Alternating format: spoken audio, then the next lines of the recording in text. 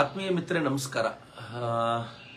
ಯಾರ್ಯಾರು ಧರ್ಮಸ್ಥಳದ ಕೇಸನ್ನ ತುಂಬಾ ಕ್ಲೋಸ್ಲಿ ಫಾಲೋ ಮಾಡ್ತಿದ್ರೋ ಅಥವಾ ಧರ್ಮಸ್ಥಳದ ಪರವಾಗಿ ನಿಂತಿದ್ರೋ ಅಥವಾ ವಿರುದ್ಧವಾಗಿ ನಿಂತಿದ್ರೋ ಖಡಕ್ಕಾಗಿ ಆ ವಿಚಾರದಲ್ಲಿದ್ರು ಅವ್ರಿಗೆಲ್ರಿಗೂ ನಿನ್ನೆ one of the shocking days. Of course ಯಾರು ಧರ್ಮಸ್ಥಳದ ವಿಚಾರವಾಗಿ ಬ್ಲೈಂಡ್ ಆಗಿ ಪರವಾಗಿ ನಿಲ್ಲದೆ ಅದನ್ನ ಅಧ್ಯಯನ ಮಾಡಿ ಜೊತೆಯಲ್ಲಿ ನಿಂತಿದ್ರು ಅವರೆಲ್ಲರಿಗೂ ಕೂಡ ಬಹಳ ಹೊಸ ಸಂಗತಿ ಏನಲ್ಲ. ಆದ್ರೆ ಯಾರ್ಯಾರು ಬ್ಲೈಂಡ್ ಆಗಿ ನಾನು ಧರ್ಮಸ್ಥಳದ ಮೇಲೆ ಶ್ರದ್ಧೆ ಇದೆ, ವೀರೇಂದ್ರ ಹೆಗ್ಗಡೆ ಅವ್ರ ಮೇಲೆ ನಂಬಿಕೆ ಇದೆ, ಅಷ್ಟು ಮಾತ್ರ ನಂಗೆ ಗೊತ್ತಿದೆ ಅನ್ನುವವರಿಗೂ, ನನಗೆ ಯಾವ ಕಾರಣಕ್ಕೂ ಇವ್ರ ಮೇಲೆ ನಂಬಿಕೆ ಇಲ್ಲ ಅಂತ ಹೇಳುವವರಿಗೂ ಕೂಡ ನೆನ್ನೆ ಡೆಫಿನೆಟ್ಲಿ ಶಾಕಿಂಗ್ ನ್ಯೂಸ್. ಯಾಕೆ ಅಂತಂದ್ರೆ ಯಾರು ಅನನ್ಯ ಭಟ್ನ ಕೇಸ್ ತೆಗೆದುಕೊಂಡು ಬಂದಿದ್ರು ಆಕೆ ತುಂಬಾ ಸ್ಪಷ್ಟವಾಗಿ ಹೇಳಿದ್ದಾರೆ, ಅನನ್ಯ ಭಟ್ ನನ್ನ ಮಗಳೇ ಅಲ್ಲ ಅಂತ ಹೇಳಿದ್ದಾರೆ. ಕೊನೆಗೆ ಅದನ್ನು ಚೇಂಜ್ ಮಾಡುವಂತ ಪ್ರಯತ್ನ ಆಗಿರೋದನ್ನ ನಾವು ನೋಡಿದ್ವಿ. ಮತ್ತೆ ಆಕೆ ಹೇಳ್ಕೊಂಡಿದ್ದಾರೆ, ನೀವೇನಾದ್ರೂ ಈಗ ಈ ವಿಡಿಯೋ ರಿಲೀಸ್ ಮಾಡಿದ್ರೆ ನೀವು ನಂಗೆ ಒತ್ತಾಯ ಮಾಡಿ ಹೇಳಿದಿರಿ ಅಂತ ತೆಗೆದು ಹೇಳ್ತೀನಿ ಅಂತ ಹೇಳುವಂತ ಪ್ರಯತ್ನ. ಇವೆಲ್ಲವನ್ನೂ ನೋಡಿದ್ರೆ ಎಷ್ಟು ವ್ಯವಸ್ಥಿತವಾಗಿರುವಂತ ಷಡ್ಯಂತ್ರ ಮಾಡ್ಲಾಯ್ತು ಅಂತ ಗೊತ್ತಾಗುತ್ತೆ.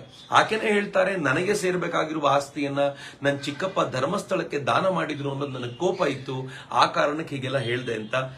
ಐ ಅಗ್ರಿ, ಕೆಲವೊಂದ್ಸಲ ಕೆಲವು ವಿಚಾರಗಳಲ್ಲಿ ಕೆಲವು ವ್ಯಕ್ತಿಗಳ ಮೇಲೆ ಕೋಪ ಬರುತ್ತೆ. ಆದ್ರೆ ಆ ವ್ಯಕ್ತಿಗಳ ಮೇಲೆ ಕೋಪ ಬಂದಿದೆ ಅನ್ನೋ ಕಾರಣಕ್ಕೋಸ್ಕರ ನೀವು ಆ ವ್ಯಕ್ತಿಯನ್ನ ರೇಪಿಸ್ಟ್ ಅಂತ ಮಾಡಿಬಿಡೋದು, ಆ ವ್ಯಕ್ತಿಯನ್ನ ಮರ್ಡರ್ ಮಾಡಿದವರು ಅಂತ ಮಾಡೋದು ಎಷ್ಟು ನ್ಯಾಯ ಅನ್ನೋದು ಯಾವಾಗ್ಲೂ ಪ್ರಶ್ನೆ. ಆದ್ರೆ ನನಗಂತೂ ಒಂದು ವಿಶೇಷ ಏನನ್ಸೋದು ಅಂತಂದ್ರೆ, ಶಿಶುಪಾಲನಿಗೂ ಕೂಡ 100 ತಪ್ಪುಗಳನ್ನ ಮಾಡ್ಲಿ ಅಂತ ಕೃಷ್ಣ ಕಾದ, ಆನಂತರ ಸುದರ್ಶನ ಚಕ್ರದಿಂದ ಅವನ ತಲೆ ಕಡಿದ ಅಂತ ಹೇಳ್ತಾರೆ. ಇಲ್ಲೂ ಕೂಡ ಬಹುಶಃ ಭಗವಂತ ಆ ತರದ ತಪ್ಪುಗಳಾಗ್ಲಿ ಅಂತ ಕಾಯ್ತಾ ಇದ್ದಿರಬಹುದು. ಈಗ ಆಗಿರುವಂತ ಈ ಕಪಾಳ ಮೋಕ್ಷ ಇದೆಯಲ್ಲ, ಇದು ಭಯಾನಕವಾದ್ದು ಅಂತ. ಬಟ್ ನಂಗೆ ಬೇಸರ ಇರೋದು, ಈ ತರದ ಸುಳ್ಳುಗಳನ್ನ ನಾವು ನಂಬ್ಕೊಂಡು ಬಂದ್ವಲ್ಲ, ನಮ್ಮಲ್ಲಿ ಅನೇಕರು ಇದನ್ನ ನಂಬ್ಕೊಂಡಿದ್ರಲ್ಲ, ಇದನ್ನ ಗಟ್ಟಿಯಾಗಿ ಸಮರ್ಥಿಸ್ಕೊಂಡಿದ್ರಲ್ಲ. ನಾನು ಇದ್ರಲ್ಲಿ ಅವರಿದ್ರು ಇವರಿದ್ರು ಅಂತಲ್ಲ, ನಾನು ಅನೇಕರ ಜೊತೆ ವಾದ ಮಾಡಿದ್ದೀನಿ, ಅನೇಕರನ್ನ ಬ್ಲಾಕ್ ಮಾಡಿದ್ದೀನಿ ನಾನು ಈ ಕಾರಣಕ್ಕೋಸ್ಕರ. ಅಂಡ್ ಬಿಲೀವ್ ಮೀ, ಯಾರು ಈ ಸತ್ಯವನ್ನ ಬಿಡಿಸಿ ಹೇಳಿದ ನಂತರವೂ ಒಪ್ಪಿಕೊಳ್ಳದೆ ಇನ್ನೂ ಅದಕ್ಕೆ ಅಡೆಯರಾಗಿದ್ರು ಅಂತವ್ರನ್ನ ಯಾವತ್ತೂ ಅನ್ಬ್ಲಾಕ್ ಮಾಡೋದಿಲ್ಲ ನಾನು. ಯಾಕೆಂದ್ರೆ ಅಂತವರ ಜೊತೆ ಅವ್ರು ಯಾರ ಮೇಲೆ ಬೇಕಿದ್ರು ಈ ತರದನ್ನ ನಂಬಹುದು, ಯಾರು ಹೇಳಿದ ಸುಳ್ಳುಗಳನ್ನು ಬೇಕಿದ್ರು ನಂಬಹುದಾಗಿರುವಂತ ಇಂಥ ಜನರನ್ನ ಎಂಟರ್ಟೈನ್ ಮಾಡೋದ್ರಲ್ಲಿ ಅರ್ಥ ಇಲ್ಲ ಅಂತ ನನ್ಗನ್ಸತ್ತೆ. ಬಟ್ ಒಂದು ಖುಷಿಯ ಸಂಗತಿ, ಡೇ 1 ನಿಂದ ಕೆಲವರು ಈ ವಿಚಾರದಲ್ಲಿ ಬಹಳ ಬಲವಾಗಿ ನಿಂತಿದ್ದವರಿದಾರಲ್ಲ, ಅವ್ರನ್ನ ಕಂಡಾಗ ನನಗೆ ನಮಸ್ಕಾರ ಮಾಡಬೇಕು ಅಂತ ಅನ್ಸುತ್ತೆ. ಅನೇಕರು ಇದ್ರು ಈ ವಿಚಾರದಲ್ಲಿ. ಆರಂಭದಲ್ಲಿ 2013 ನಲ್ಲಿ ಈ ವಿಚಾರ ಬಂದಾಗ ಆಗ ಸತ್ಯಶೋಧನೆ ಮಾಡ್ತಾ ಹೋದ ವಸಂತ್ ಗಿಳಿಯಾರು. ನಾನು ಈ ಸಂದರ್ಭದಲ್ಲಿ ಬಹಳ ಅಭಿನಂದಿಸ್ತೀನಿ ವಸಂತ್ ಗಿಳಿಯಾರನ್ನ. ಒಂದು ರೀತಿಯಲ್ಲಿ ನೋಡೋದಾದ್ರೆ ಏಕಾಂಗಿ ಹೋರಾಟ, ಅವತ್ತಿನಿಂದ ಇವತ್ತಿನವರೆಗೂ ಇದ್ರ ಜೊತೆಯಲ್ಲಿ ನಿಂತು ಏನು ಅಂತ ತಿಳ್ಕೊಳ್ಳೋಕೆ ಹೋಗಿ ಆನಂತರ ಸತ್ಯ ಏನು ಅಂತ ಗೊತ್ತಾದಾಗ ಬಲವಾಗಿ ಅದನ್ನ ಪ್ರತಿಪಾದಿಸಿದವರು. ನಂಗೆ ಗೊತ್ತಿದೆ, ಅವತ್ತಿನಿಂದ ಇವತ್ತಿನವರೆಗೂ ವಸಂತ್ ಅನುಭವಿಸಿರಬಹುದಾಗಿರುವಂತ ಕಷ್ಟ ಎಂತದ್ದು, ಎಷ್ಟು ಜನ ಟ್ರಾಲ್ ಮಾಡಿದ್ರು, ಎಷ್ಟು ಜನ ಬೈದ್ರು, ತಾಯಿ ಹೆಸರು ತಂಗಿ ಹೆಸರು ಹಿಡಿದು ಎಷ್ಟು ಜನ ಏನೆಲ್ಲ ಮಾತಾಡಿದ್ರು. But he stood strong. So Vasanth, congratulations. ನಂಗೂ ತುಂಬಾ ಜನ ಹೇಳಿದ್ರು, ನೀವೆಲ್ಲ ಸರಿ ವಸಂತ್ ಜೊತೆಗೆ ಒಂದು ಪಾಡ್ಕಾಸ್ಟ್ ಮಾಡಿದಾಗ ಹೇಳಿದ್ರು, ಎಲ್ಲ ಸರಿ ವಸಂತ್ ಜೊತೆಗೆ ಸೇರಬಾರ್ದಾಗಿತ್ತು ಅಂತ. ಅಂದ್ರೆ ಸತ್ಯವನ್ನ ಬಲವಾಗಿ ಹಿಡಿದವರಿಗೂ ಕೂಡ ಬೇರೆಲ್ಲ ಏನೇನೋ ಕಾರಣಗಳನ್ನು ಕೊಟ್ಟು ಅವರನ್ನ ದೂಷಿಸುವಂತ ಪ್ರಕ್ರಿಯೆ ಇತ್ತಲ್ಲ. ಯಾರ್ಯಾರು ಧರ್ಮಸ್ಥಳವಾದ ಪರವಾಗಿ ನಿಲ್ತಾರೋ ಅವರೆಲ್ಲರೂ ಕೆಟ್ಟವರು ಎನ್ನೋ ತರದ ಒಂದು ಭಾವನೆ ಬಿಂಬಿಸುವಂತ ಪ್ರಯತ್ನ ಮಾಡಲಾಗಿತ್ತಲ್ಲ, ಅವರೆಲ್ಲರೂ ದುಡ್ಡಿಗೋಸ್ಕರ ಹಪಹಪಿಸುವಂತ ಪ್ರಯತ್ನಿಸುವ ಮಾಡಲಾಗಿತ್ತಲ್ಲ, ಅಂತದನ್ನ ಗೆದ್ದು ಬಂದವರು Vasanth. And then let me ಕಂಗ್ರಾಚ್ಯುಲೇಟ್ ನಮ್ಮ ಕಿರಿಕೀರ್ತಿಯನ್ನ. ಇನ್ಫ್ಯಾಕ್ಟ್ ಕಳೆದ ಕೆಲವು ತಿಂಗಳುಗಳಿಂದ ಕಿರಿಕೀರ್ತಿ ಎದುರಿಸ್ತಾ ಇರುವಂತಹ ನೋವನ್ನ ಐ ಕ್ಯಾನ್ ಅಂಡರ್ಸ್ಟ್ಯಾಂಡ್. ಅನೇಕ ಬಾರಿ ಕಿರಿಕೀರ್ತಿ ಯಾವಾಗ್ಲೂ ಫೋನ್ ಮಾಡಿದಾಗ್ಲೂ ಕೂಡ ನಾನು ಬಿಸಿ ಇದ್ದಾಗ್ಲೂ ರಿಸೀವ್ ಮಾಡ್ತಿದ್ದೆ. ಯಾಕೆ ಅಂತಂದ್ರೆ ನಂಗೆ ಗೊತ್ತಿತ್ತು ಆ ಮನುಷ್ಯ ಅನುಭವಿಸ್ತಾ ಇರುವಂತ ಪೇನ್ ಅನ್ನ. ಅಂಡ್ ಕೀರ್ತಿ, ನಾನು ಕಂಗ್ರಾಚ್ಯುಲೇಷನ್ಸ್ ಹೇಳಲಿಕ್ಕೆ ಬಯಸ್ತೀನಿ. ಇವತ್ತು ಇನ್ಫ್ಯಾಕ್ಟ್ ನಾನು ಲೈವ್ ಬಂದಿರೋದು ಬೇರೆ ಯಾವುದೇ ವಿಚಾರಕ್ಕಲ್ಲ, ಕೆಲವರನ್ನ ಅಭಿನಂದಿಸಬೇಕು ಅನ್ನುವ ಕಾರಣಕ್ಕೋಸ್ಕರವೇ ಲೈವ್ ಬಂದಿದ್ದು. ಇನ್ನು ಬ್ಯಾಕ್ ಹ್ಯಾಂಡ್ ಅಲ್ಲಿ ಕೂತ್ಕೊಂಡು ತುಂಬಾ ಜನ ತಾವು ಮುಂದೆ ಬರ್ಲಿಕ್ಕೆ ಆಗೋದಿಲ್ಲ, ಆದ್ರೆ ಈ ವಿಚಾರಕ್ಕೆ ನಾವ್ ಏನ್ ಮಾಡಬೇಕು ಅಂತ ಹೇಳಿ ಅಂತ ಮಾಡ್ತಾ ಇದ್ದವ್ರು ಎಲ್ರಿಗೂ ಕೂಡ ನಾನು ಅಭಿನಂದನೆ ಸಲ್ಲಿಸ್ತೀನಿ. ಅಟ್ ದ ಸೇಮ್ ಟೈಮ್ ಅದು ರಿಪಬ್ಲಿಕ್ ಮೀಡಿಯಾ ಇರ್ಬೋದು, ಅದು ಸುವರ್ಣ ಮೀಡಿಯಾ ಇರ್ಬೋದು, ಪಬ್ಲಿಕ್ನವ್ರು ಇರ್ಬೋದು, ಇನ್ಫ್ಯಾಕ್ಟ್ ಎಲ್ಲಾ ಮೀಡಿಯಾಗಳು ಅವರು ತುಂಬಾ ದೊಡ್ಡ ಪ್ರಮಾಣದಲ್ಲಿ ಇದರಲ್ಲಿ ಇನ್ವಾಲ್ವ್ ಆಗಿ ಇದರ ಸತ್ಯವನ್ನ ಹೊರಗೆ ತರುವಂತ ಪ್ರಯತ್ನ ಮಾಡಿದ್ದು ಬಹಳ ಗ್ರೇಟು. ಕೆಲವೊಂದ್ಸಲ ಮಾತು ತುಂಬಾ ಕಠಿಣ ಅಂತ ಅನ್ನಿಸ್ತಾ ಇದ್ರು. ನಾನು ರಾಕೇಶ್ ಶೆಟ್ಟರ್ ಅದನ್ನ ಅಫ್ಕೋರ್ಸ್ ಅವರು ಹಠಕ್ಕೆ ಬಿದ್ದು ಇದರ ಹಿಂದೆ ಬಿದ್ದು ಸತ್ಯವನ್ನ ಹೊರಗೆ ತರುವಂತ ಪ್ರಯತ್ನ ಮಾಡಿದ್ರಲ್ಲ, of course you deserve hats off. ನನ್ಗೆ ಇವತ್ತು ಅನ್ಸತ್ತೆ ಯಾರ್ಯಾರು ಇದ್ರ ಜೊತೆ ಬಲವಾಗಿ ನಿಂತಿದ್ರೋ ಅವ್ರು ಪುಣ್ಯವಂತರು. ಮಂಜುನಾಥನ ಗುಡ್ ಬುಕ್ಸ್ ಅಲ್ಲಿ ಅವರೆಲ್ಲರೂ ಸೇರ್ಬಿಟ್ಟಿದ್ದಾರೆ ಅಂತ ನನ್ಗೆ ಅನ್ಸುತ್ತೆ. ಯಾಕೆಂತಂದ್ರೆ ಎಲ್ಲ ಆಡ್ಸ್ ಗಳ ನಡುವೆ ಫೈಟ್ ಮಾಡೋದಿದೆಯಲ್ಲ ಮಿತ್ರ, ಈಗ ಬಹಳ ಜನ ಬರ್ತಾರೆ, ಇಷ್ಟು ಜನರ ಮುಂದೆ ನಾವೇ ಲೀಡರ್ ಅಂತ ನಿಂತ್ಕೊಳ್ಳೋರು ಬಹಳ ಜನ ಇರಬಹುದು. ಆದ್ರೆ ಎಲ್ಲ ಆಡ್ಸ್ ಗಳಿದ್ದಾಗ, ಎಲ್ಲ ವಿರೋಧಗಳಿದ್ದಾಗ, ಆ ವಿರೋಧಗಳ ನಡುವೆ ಫೈಟ್ ಮಾಡ್ಲಿಕ್ಕೆ ಅಂತ ನಿಂತಂತವ್ರು ಇದ್ದಾರಲ್ಲ, ಡೆಫಿನೆಟ್ಲಿ ಅವ್ರನ್ನ ಕಂಡಾಗ ಬಹಳ ಹೆಮ್ಮೆ ಅಂತ ಅನ್ಸುತ್ತೆ. But apart from all this, ನಾನು ಎಲ್ಲ ಮೀಡಿಯಾದವರಿಗೂ ಅಭಿನಂದನೆ ಸಲ್ಲಿಸಲಿಕ್ಕೆ ಇಚ್ಛೆ ಪಡ್ತೀನಿ. ಒಂದು ಸತ್ಯವನ್ನ ಅರಸಿಕೊಂಡು ಹೋಗಿ ಆ ಸತ್ಯವನ್ನ ಸಮಾಜಕ್ಕೆ ಎಲ್ಲ ವೈರುಧ್ಯಗಳ ನಡುವೆಯೂ ಕೂಡ ಎದುರಿಸಿ ನಿಲ್ಲುವಂತ ಒಂದು ಶಕ್ತಿಯನ್ನು ತುಂಬುವಂತ ಸಾಧನೆ ಮಾಡಿದ ಎಲ್ಲರನ್ನೂ ಕೂಡ ನಾನು ಧರ್ಮವೀರರು ಅಂತ ಕರೆಯುವಂತ ಪ್ರಯತ್ನ ಮಾಡ್ತೀನಿ. ಬಟ್ ಒಂದು ಯೋಚನೆ ಮಾಡಿ, ವ್ಯವಸ್ಥಿತವಾಗಿ ಯೂಟ್ಯೂಬ್ ಅನ್ನ ಬಳಸಿಕೊಂಡು, AI ಅನ್ನ ಬಳಸಿಕೊಂಡು, ತಾವು ಯಾವ ಶ್ರದ್ಧೆಯಿಂದ ನೂರಾರು ವರ್ಷಗಳಿಂದ ನಂಬಿಕೊಂಡು ಬಂದಿರುವಂತ ಒಂದು ಶ್ರದ್ಧೆಯನ್ನ ನಾಶ ಮಾಡಿಬಿಡಬಲ್ಲರು ಕೆಲವೇ ವರ್ಷಗಳಲ್ಲಿ ಅನ್ನೋದನ್ನು ಯೋಚನೆ ಮಾಡುವಾಗ, ಕೆಲವು ಜನ, ಇವರೇನು ಸಾವಿರಾರು ಮಂದಿ, ಲಕ್ಷಾಂತರ ಮಂದಿ ಇಲ್ಲ, ಲೆಕ್ಕ ಹಾಕಿದ್ರೆ ಕೆಲವು ಒಂದು 50 ಜನರೋ 60 ಜನರೋ 100 ಜನರೋ ಇರಬಹುದು. ಈ ಕೆಲವೇ 100 ಜನ ಈಗಿರುವಂತ ಈ ತಂತ್ರಜ್ಞಾನವನ್ನ ಬಳಸಿಕೊಂಡು ಈ ತರದ ಒಂದು ಪುಂಖಾನುಪುಂಖವಾಗಿ ಸುಳ್ಳುಗಳನ್ನ ಹಬ್ಬಿಸಿ ಅದರ ಮೂಲಕ ನಂಬುವಂತೆ ಮಾಡಿದ್ರಲ್ಲ, ನನಗೆ ಅವ್ರ ಬಗ್ಗೆ ಬೇಜಾರಿಲ್ಲ. ಆದ್ರೆ ಅದನ್ನ ಕೂತ್ಕೊಂಡು ನಂಬಿದ ನಮ್ಮ ಬಗ್ಗೆ ಬೇಜಾರಿದೆ. ಇನ್ನೂ ಕೆಲವರ ಬಗ್ಗೆ ನಂಗೆ ಬೇಜಾರಿದೆ. ತಮ್ಮ ವೈಯಕ್ತಿಕ ದ್ವೇಷ ಅದು ವೀರೇಂದ್ರ ಹೆಗಡೆಯವರ ಕುರಿತಂತೆಯೋ, ವೀರೇಂದ್ರ ಹೆಗಡೆಯವರ ಪರಿವಾರದ ಕುರಿತಂತೆಯೋ ಇತ್ತು ಅನ್ನೋ ಕಾರಣಕ್ಕೋಸ್ಕರ ತಾವು ಹಿಂದುತ್ವದ ಮಾತನ್ನ ಆಡ್ತಲೇ ಅವರು ಧರ್ಮಸ್ಥಳದ ವಿರುದ್ಧ ಯಾರ್ಯಾರು ಕೆಲಸ ಮಾಡಿದ್ರೋ ಅವ್ರ ಬಗ್ಗೆ ನಂಗೆ ಬಹಳ ಬೇಸರ ಇದೆ. ವಿರೋಧಿಗಳನ್ನ ಎದುರಿಸೋದು ಬಹಳ ಸುಲಭ, ಆದ್ರೆ ಅವ್ರು ಯಾವ ಹೆಗಲ ಮೇಲೆ ಬಂದೂಕಿಡ್ತಾರಲ್ಲ ಆ ಹೆಗಲು ನಮ್ಮಗಳದ್ದೇ ಆಗಿರತ್ತೆ, ನಮ್ಮವರದ್ದೇ ಆಗಿರತ್ತೆ ಅಂತಂದಾಗ ಎದುರಿಸೋದು ಕಷ್ಟ ಆಗತ್ತೆ. ಪ್ರಾಬಬ್ಲಿ ಅಂತವರೆಲ್ಲ ಇವತ್ತು ಕನ್ನಡಿಯಲ್ಲಿ ಒಮ್ಮೆ ಮುಖ ನೋಡ್ಕೊಳ್ಳಿ. ಉಳಿಬೇಕಾಗಿರೋದು ಧರ್ಮ, ಉಳಿಬೇಕಾಗಿರೋದು ನಮ್ಮ ಪರಂಪರೆ, ನಮ್ಮ ಸಂಸ್ಕೃತಿ ಅನ್ನೋದನ್ನ ನಾವು ಅರ್ಥೈಸ್ಕೊಳ್ಬೇಕಾಗಿದೆ. ಅದನ್ನ ಉಳಿಸ್ಲಿಕ್ಕೋಸ್ಕರ ಬೀದಿಗೆ ಬರಬೇಕಾಗಿದೆ.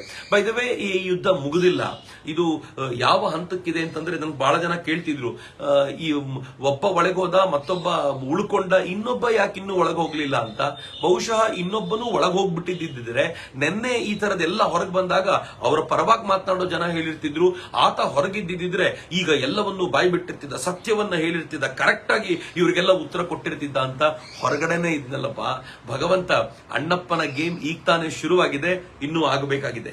ಇನ್ನು ಮುಂದೆ ನಡಿಲಿಕ್ಕಿರೋದು ವಿಶೇಷವಾದ ನಡಿಲಿಕ್ಕಿದೆ. ಅನೇಕರು ಈಗ ಹೊರಗೆ ಬರ್ತಾರೆ, ಒಬ್ಬರಾದ್ಮೇಲೆ ಒಬ್ರು ಸತ್ಯವನ್ನ ತೆಗೆದುಕೊಂಡು ಬರ್ತಾರೆ ಅಂತ ನಾನು ಭಾವಿಸ್ತೀನಿ.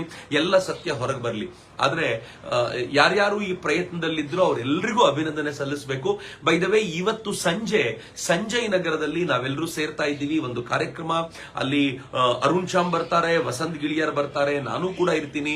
ಸಂಜಯ್ ನಗರದ ರಾಘವೇಂದ್ರ ಮಠದಲ್ಲಿ ಇವತ್ತು ಸಂಜೆ ಒಂದು ಕಾರ್ಯಕ್ರಮ. ಸಾಧ್ಯ ಆದ್ರೆ ಬನ್ನಿ. ಇದು ಕಾರ್ಯಕ್ರಮ ಬರೀ ಕಾರ್ಯಕ್ರಮ ಅಲ್ಲ, ಸತ್ಯಕ್ಕೆ ಜಯವಾಗಿದ್ದನ್ನ ಸಂಭ್ರಮಿಸುವಂತ ಕಾರ್ಯಕ್ರಮ. ಅಂಡ್ ದೆನ್ ಇವತ್ತು ಬರ್ಲಿಕ್ಕೆ ಆಗದೆ ಇರೋರು ಕೂಡ ನಾಳೆ ಭಾನುವಾರ ಬೆಳಿಗ್ಗೆ ಫ್ರೀಡಂ ಪಾರ್ಕ್ಗೆ ಬನ್ನಿ. ನಾನಂತೂ ಇದ್ದೇ ಇರ್ತೀನಿ. ಅಫ್ಕೋರ್ಸ್ ಈ ಕಾರ್ಯಕ್ರಮಗಳು ಎಲ್ಲೇ ನಡೆದಾಗ್ಲೂ ನಾನು ಹೋಗ್ತಾ ಇದ್ದೀನಿ. ಯಾಕೆ ಅಂತಂದ್ರೆ ಆ ಒತ್ತಡದ ನಡುವೆಯೂ ಹೋಗೋದು. ಯಾಕೆ ಅಂತಂದ್ರೆ ಇದೊಂದು ಟೈಮ್, ಸತ್ಯವನ್ನ ಹೊರಗೆಳೆಯುವಂತ ಈ ಅವಕಾಶವನ್ನ ನಾವು ಕಳಕೊಂಡ್ರೆ ಇನ್ಯಾವತ್ತೂ ಕೂಡ ಸತ್ಯದ ಪರವಾಗಿ ನಿಲ್ಲುವಂತ ಆ ಧೈರ್ಯ, ಆತ್ಮವಿಶ್ವಾಸ ನಮ್ಗಿರೋದಿಲ್ಲ. ಈ ಕಾರಣಕ್ಕೋಸ್ಕರ ಸಮಾಜವನ್ನ ಸಂಘಟಿಸುವಂತ ಅವಶ್ಯಕತೆ ಇದೆ, ಧರ್ಮಶ್ರದ್ಧೆಯನ್ನ ಪುನರ್ ಸ್ಥಾಪಿಸುವಂತ ಅವಶ್ಯಕತೆ ಇದೆ ಅಂತ ಭಾವಿಸ್ತೀನಿ. ಹೀಗಾಗಿ ನಾನು ಇರ್ತೀನಿ. ಆದ್ರೆ ವಿಶೇಷ ಅಂತಂದ್ರೆ ವಸಂತ್ ಇರ್ತಾರೆ, ವಸಂತ್ ಗಿಳಿಯಾರ್ ಇರ್ತಾರೆ, ಕೀರ್ತಿ ಇರ್ತಾರೆ. ಅಂಡ್ ದೆನ್ ಇದಕ್ಕೆ ಹೋರಾಟ ಮಾಡಿದ ಅನೇಕರು, ಸುದೀರ್ಘ ಕಾಲ ಇದರ ಜೊತೆಗೆ ನಿಂತ ಅನೇಕರು, ಅವರೆಲ್ಲರೂ ಕೂಡ ನಿನ್ನೆ ಒಂದು ರಿಲೀವ್ಡ್ ಆಗಿರುವಂತ ನಿದ್ದೆ ಆಗಿರುತ್ತೆ ಅವ್ರಿಗೆ. ಯಾಕೆ ಅಂತಂದ್ರೆ ಸಮಾಜಕ್ಕೆ ಇದು ಸುಳ್ಳಪ್ಪ ಅಂತ ದಾಖಲೆಗಳ ಸಮೇತ ಹೇಳಿದ್ರೂ ಕೂಡ ತಾವು ಒಪ್ಪಿಕೊಂಡ ಸತ್ಯವನ್ನೇ ಅವರು ಸತ್ಯ ಅಂತ ಪ್ರತಿಪಾದಿಸಬೇಕು ಅಂತ ಹಠ ಹಿಡಿದು ನಿಂತಿದ್ದವರೆಲ್ಲರೂ ಕೂಡ ಅವ್ರಿಗೇನು ದುಃಖ ಆಗಿದೆ ನಾನು ಒಪ್ಕೊಳ್ತೀನಿ. ತುಂಬಾ ಜನ ಟ್ವಿಟರ್ ನಲ್ಲಿ, ಫೇಸ್ಬುಕ್ ನಲ್ಲಿ ನಾನು ಇವ್ರನ್ನ ನಂಬಿಟ್ನಲ್ಲ ಅಂತ ಅವ್ರು ಹೇಳ್ತಾ ಇರೋದನ್ನ ನಾನು ಬೆಳಗ್ಗೆ ಎದ್ದ ತಕ್ಷಣ ಒಂದು ಟ್ವೀಟ್ ನೋಡ್ತಾ ಇದ್ದೆ. ಯಾರೋ ಹಾಕಿದ್ರು, ವೀರೇಂದ್ರ ಹೆಗಡೆ ಅವರು ಫೋಟೋ ಹಾಕಿ, ನಾನು ಐ ಆಮ್ ಎಕ್ಸ್ಟ್ರೀಮ್ಲಿ ಸಾರಿ, ನಿಮ್ಮನ್ನ ಮತ್ತು ನಿಮ್ಮ ಪರಿವಾರದ ಬಗ್ಗೆ ನಾನು ಕೆಟ್ಟ ಭಾವನೆಗಳನ್ನ ತುಂಬಿಕೊಂಡಿದ್ದೆ, ದಯವಿಟ್ಟು ನನ್ನನ್ನು ಕ್ಷಮಿಸಿ, ಈ ಅಯೋಗ್ಯರನ್ನ ನಂಬಿಟ್ಟೆ ಅಂತ ಅವ್ರು ಬರೆದಿರೋದನ್ನೆಲ್ಲ ನೋಡುವಾಗ ನಂಗೆ ಬಹಳ ಆನಂದ ಅನಿಸ್ತಿತ್ತು. ಸಮಾಜದ ಆ ಶ್ರದ್ಧೆ ಪುನರ್ ಪ್ರತಿಷ್ಠಾಪನೆಗೊಂಡಿದೆ. ಎಲ್ಲಕ್ಕಿಂತ ಹೆಚ್ಚು ಪ್ರಾಯಶ್ಚಿತ್ತದ ಭಾವನೆ ಸಮಾಜಕ್ಕೆ ಏನ್ ಬಂದಿದೆ ಅದು ಬಹಳ ಸಂತೋಷದ ಸಂಗತಿ. ನನ್ಗೆ ಈಗಲೂ ಅನ್ಸುತ್ತೆ ಸೌಜನ್ಯಗೆ ನ್ಯಾಯ ಸಿಗಬೇಕು. ನಾನು ಈಗಲೂ ಕೂಡ ಸೌಜನ್ಯಳಿಗೆ ನ್ಯಾಯ ಸಿಗುವ ವಿಚಾರದ ಪರವಾಗಿದ್ದೀನಿ. ಸೌಜನ್ಯಳಿಗೆ ನ್ಯಾಯ ಸಿಗಬೇಕು. ಅವ್ರ ತಾಯಿಯನ್ನ ಈಗಲೂ ವಿನಂತಿಸ್ಕೊಳ್ತೀನಿ ನಿಮ್ಮೆಲ್ಲರ ಪರವಾಗಿ, ದಯವಿಟ್ಟು ಈ ಕೇಸನ್ನ ರೀಓಪನ್ ಮಾಡಿಸಿ, ಕೋರ್ಟ್ ನಲ್ಲಿ ಮತ್ತೊಮ್ಮೆ ವಿಚಾರಣೆ ನಡೆಯಲಿ, ಇದ್ರ ಕುರಿತಂತೆ ಎಲ್ಲಾ ಸಾಕ್ಷಿಗಳು ಬಂದು ಮತ್ತೊಮ್ಮೆ ನುಡಿಯಲಿ, ನಿಜವಾಗ್ಲೂ ಯಾರು ತಪ್ಪಿತಸ್ಥರು ಅಂತ ಗೊತ್ತಾಗ್ಲಿ. ಇದಕ್ಕಿಂತ ಒಳ್ಳೆಯ ಅವಕಾಶ ಮತ್ತೊಂದಿಲ್ಲ. ನಾನು ಹಿಂಗಾಗಿ ಅವ್ರನ್ನೆಲ್ಲ ಕೇಳ್ತೀನಿ, ಎಲ್ಲ ಹೋರಾಟಗಾರನ ಕೇಳ್ಕೊಳ್ತೀನಿ, ವಾಪಸ್ ನಾವು ಸೇರ್ಕೊಳ್ಳೋಣ. ಸೌಜನ್ಯನಿಗೆ ನ್ಯಾಯ ಸಿಗಬೇಕು ಅಂತಾದ್ರೆ ಆ ನ್ಯಾಯ ಕೋರ್ಟಿನ ಮೂಲಕ ಏನ್ ಸಿಗಬೇಕು ಅದಕ್ಕೆ ಮತ್ತೊಮ್ಮೆ ವಿಚಾರಣೆ ಆಗ್ಬೇಕು. ಕ್ಲೋಸ್ ಆಗಿದ್ದ ಫೈಲ್ ಅನ್ನ ವಾಪಸ್ ತೆಗಿಬೇಕು ಅಂತ ನನ್ನ ಆಗ್ರಹ ಇದೆ, ನಿಮ್ಮ ಆಗ್ರಹನೂ ಇದೆ ಅಂತ ನಾನು ಭಾವಿಸಿಕೊಳ್ತೀನಿ. ಸೊ ನಾವೆಲ್ಲರೂ ಒಂದು ಮಾಡಿದ ಮಂಜುನಾಥನಿಗೆ, ನಮ್ಮೆಲ್ಲರನ್ನೂ ಕೂಡ ನಮ್ಮ ಒಳಗಿರಬಹುದಾಗಿರುವಂತ ಅನುಮಾನದ ಹುತ್ತವನ್ನ ಪೂರ್ತಿ ನಾಶ ಮಾಡಿ ನಮ್ಮೆಲ್ಲರನ್ನೂ ಒಂದು ಮಾಡಿದ ಮಂಜುನಾಥನಿಗೆ ಎಷ್ಟು ನಮಸ್ಕಾರ ಹೇಳಿದ್ರು ಸಾಕಾಗೋದಿಲ್ಲ. ಮತ್ತು ಅಣ್ಣಪ್ಪನ ಪವಾಡ ಏನು ಅಂತ ಸಾಕ್ಷಾತ್ ನೋಡ್ಬಿಟ್ವಲ್ಲ. ನೀನು ಇಲ್ಲಿ ನ್ಯಾಯ ತೀರ್ಮಾನ ಮಾಡು, ನ್ಯಾಯದ ಮೆಟ್ಟಿಲಿನ ಮೇಲೆ ನಿನ್ನ ತೀರ್ಮಾನ ನಾನ್ ಮಾಡ್ತೀನಿ ಅಂತ ಕಾಂತಾರದ ಡೈಲಾಗ್ ಇದೆಯಲ್ಲ, ಆ ಡೈಲಾಗ್ ಮತ್ತೆ ಮತ್ತೆ ನೆನಪಿಸ್ಕೊಳ್ತೀನಿ ನಾನು. ಮೆಟ್ಟಿಲ ಮೇಲೆ ತೀರ್ಮಾನ ಆಗ್ತಾ ಇದೆ ಅಂಡ್ ಐ ಸ್ಟಿಲ್ ಬಿಲೀವ್ ತೀರ್ಮಾನ ಇನ್ನು ಕಂಪ್ಲೀಟ್ ಆಗಿಲ್ಲ, ಇನ್ನು ಆಗೋದು ಬಾಕಿ ಇದೆ. ಇನ್ನು ಪಿಕ್ಚರ್ ಬಾಕಿ ಇದೆ. ನಾನು ಆ ಪಿಕ್ಚರ್ಗೋಸ್ಕರ ವೇಟ್ ಮಾಡ್ತಿದ್ದೀನಿ. ಇಲ್ಲಿ ನನ್ನ ಪಾತ್ರ, ನಿಮ್ಮ ಪಾತ್ರ ಬಹಳ ಕಡಿಮೆ ಮಿತ್ರರೇ. ಎಲ್ಲ ಪಾತ್ರವನ್ನ ಅಣ್ಣಪ್ಪ ನಿರ್ವಹಿಸಿದ್ದಾನೆ. ಅಣ್ಣಪ್ಪ ದಕ್ಷಿಣ ಕನ್ನಡದ ಎಲ್ಲ ದೈವಗಳ ಒಡೆಯ ಅಂತ ಕರೀತಾರೆ. ಸೊ ಹೀಗಾಗಿ ಆ ಎಲ್ಲ ದೈವಗಳ ಮೇಲಿನ ಶ್ರದ್ಧೆಯನ್ನ ಪುನರ್ ಸ್ಥಾಪಿಸುವ ಹೊಣೆಗಾರಿಕೆಯು ಅಣ್ಣಪ್ಪನಿಗೆ ಇದ್ದಿದ್ದರಿಂದ ಅಣ್ಣಪ್ಪ ಮುಂದೇನ್ ಮಾಡ್ಲಿಕ್ಕಿದ್ದಾನೆ ಅಂತ ನಾನು ಕಾಯ್ತಾ ಇದ್ದೀನಿ. Let us all wait. So ಒಂದು ಒಳ್ಳೆಯ ಸುದ್ದಿಯಿಂದ ಇವತ್ತು ಬೆಳಗಿನ ಆರಂಭವನ್ನ ಮಾಡ್ತಾ ಇರೋದ್ರಿಂದ ನಾನು ನಿಮ್ಗೆಲ್ರಿಗೂ ಶುಭೋದಯವನ್ನ ಕೋರ್ತೀನಿ. ಎಲ್ಲರೂ ಯಾರ್ಯಾರು ಶ್ರದ್ಧೆಯನ್ನ ಕಳ್ಕೊಂಡಿದ್ರೋ ಅವರೆಲ್ಲರನ್ನೂ ಕೂಡ ಶ್ರದ್ಧೆಯ ಮಂದಿರಕ್ಕೆ ಪ್ರೀತಿಯಿಂದ ಸ್ವಾಗತಿಸ್ತೀನಿ.